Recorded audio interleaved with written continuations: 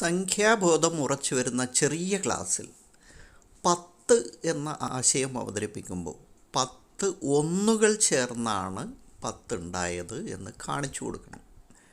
അപ്പോൾ അതിനുള്ള ഒരു നല്ലൊരു മാർഗ്ഗമാണ് പറയുന്നത്.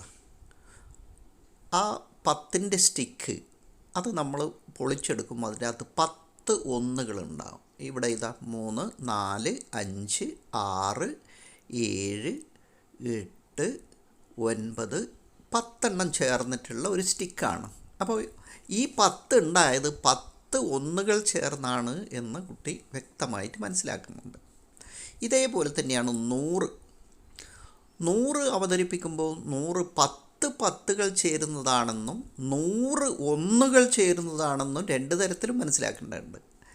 ഇത്തരത്തിലുള്ള 10ൻ്റെ കൂട്ടങ്ങൾ 10 ചേരുന്നതാണ് 100. അപ്പോൾ 100 നമ്മൾ പൊളിച്ചെടുക്കുകയാണെങ്കിൽ അതിൽ 10 10കളുണ്ടാവും. ഇപ്പോൾ നമുക്കൊന്ന് നോക്കാം.